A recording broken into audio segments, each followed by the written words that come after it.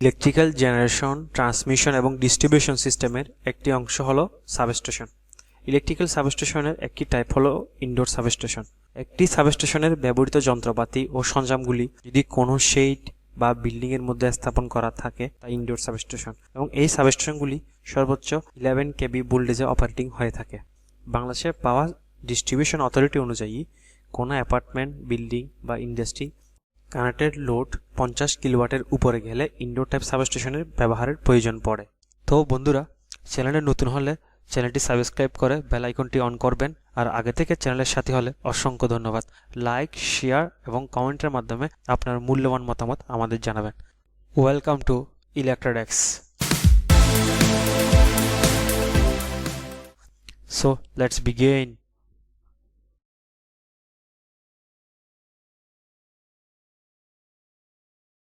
তো আজকে আমাদের ইনডোর সাবস্টেশন ডিজাইনের প্রথম ইকুইপমেন্টটা হলো লাইটিং ইনস্টলেটর। লাইটিং ইনস্টলেটর সাধারণত ট্রান্সমিশন এবং টেলিকমিউনিকেশন সিস্টেমের পোলে দেখা যায়, বাট এখানে জেনারেটর এবং ইলেকট্রিক্যাল প্যানেলের সেফটির জন্য তা 11 কেভি লাইন পোলেই স্থাপন করা থাকে, যা বজ্রপাতের হাত থেকে সিস্টেমের কন্ডাক্টর এবং ইলেকট্রিক্যাল অ্যাপ্লায়েন্সকে রক্ষা করে। বজ্রপাত যখন লাইটিং ইনস্টলেটরে আঘাত হানে তা সক্রিয় হয়। এই লাইটিং ইনস্টলেটর একটা হলো হাই ভোল্টেজ টার্মিনাল, আর এটা হচ্ছে গ্রাউন্ড টার্মিনাল। বজ্রপাত আঘাত হানলে বজ্রপাতকে তা মাটিতে ছড়িয়ে দেয় এই গ্রাউন্ডের মাধ্যমেই। 11 কেভি ডিস্ট্রিবিউশন পোল থেকে ডিসকানেক্টিং সুইচ বা 11 কেভি আইসোলেটর এবং ড্রপ আউট ফিউজের মাধ্যমে এসটি কেবল আন্ডারগ্রাউন্ড বা ওভারহেড যে কোনো এক ওয়েতেই চলে আসবে কোথায়? ইনডোর সাবস্টেশনের মিটারিংয়ে।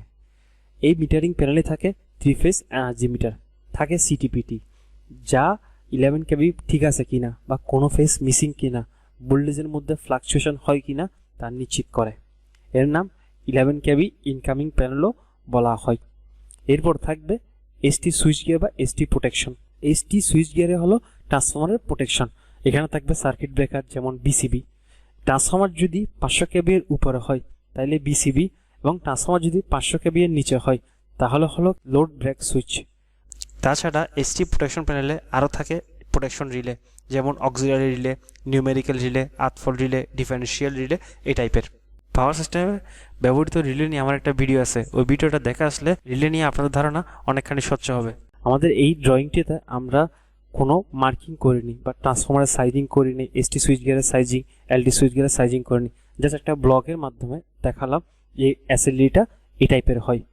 আমাদের অনেক ভিডিওতে আমরা মোটামুটি এসএলডি দেখতে পাই, বাট একটা লোড কেমনি ডিস্ট্রিবিউশন হচ্ছে পুরোটা বিল্ডিংয়ে আমরা আজকে এটার মাধ্যমে ইনশাল্লাহ জানতে পারবো।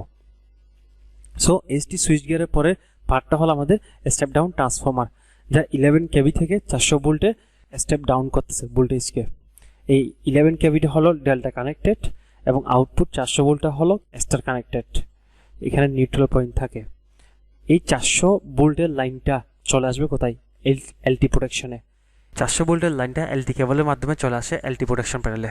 এলটি প্রোটেকশন প্যানেলের মেইন সার্কিট ব্রেকার হিসেবে এসিবি, এমসিবির ব্যবহার হয়। এলটি প্রোটেকশন প্যানেলের গুরুত্বপূর্ণ পার্টটা হলো এলটি বাসবার সিস্টেমকে ডিজাইন করা। বিভিন্ন সিস্টেমের রিকোয়ারমেন্ট অনুসারে এলটি বাসবার সিস্টেমের সাথে কানেক্টেড ফিডারের সংখ্যা বাড়তেও পারে, কমতেও পারে। যেহেতু আমাদের এটা 5 তলা একটা বিল্ডিং এবং এখানে কমার্শিয়াল স্পেস আছে, সেজন্য আমাদের ফিডার সংখ্যা 4টা। 1 নম্বর হলো পিএফআই প্যানেল, 2 নম্বর হলো অ্যাপার্টমেন্ট ফিডার, যার সাথে অ্যাপার্টমেন্ট কানেক্টেড থাকবে। 3 নম্বরটা হলো আমাদের কমার্শিয়াল ফিডার। 4 নম্বর হলো চেঞ্জ ওভার ফিডার। সো চেঞ্জ ওভার ফিডারের সাথে কানেক্টেড একটা জেনারেটর। আমাদের যখন ইমার্জেন্সি ব্যাকআপ দরকার পড়বে তখন আমরা এটার মাধ্যমে, চেঞ্জ ওভারের মাধ্যমে আমাদের লোডটা সচল রাখবো। ইমার্জেন্সি লোড যেমন হচ্ছে লিফট, মোটর, ওয়াটার পাম্প, দেন হলো আপনার পার ফ্লোর অ্যাক্রসে লাইট ফ্যান। অ্যাপার্টমেন্ট ফিডারের ক্ষেত্রে আসি, আমরা কীভাবে লোডটা ডিস্ট্রিবিউশন করতেছি। এলটি থেকে মেইন ডিস্ট্রিবিউশন বোর্ড এমডিবির মাধ্যমে চলে আসবে কোথায়? ফ্লোরের অ্যাক্রসে অবস্থিত ফ্লোর এমডিবিতে। ফ্লোর এমডিবি থেকে ডিবিটা ওয়ারিং করব। সো আমাদের এখানে 5টা ফ্লোর, তাহলে 5টা ফ্লোর এমডিবি। 5টা ফ্লোর এমডিবির অ্যাক্রসে আমাদের পার ফ্লোর আছে 6টা ফ্ল্যাট, তাহলে 30টা ডিস্ট্রিবিউশন বোর্ড। এখন গ্রাউন্ডে আসি। গ্রাউন্ড হলো আমাদের সব 5টা কমার্শিয়াল স্পেস বা 5টা কমার্শিয়াল শপ কানেক্টেড আছে।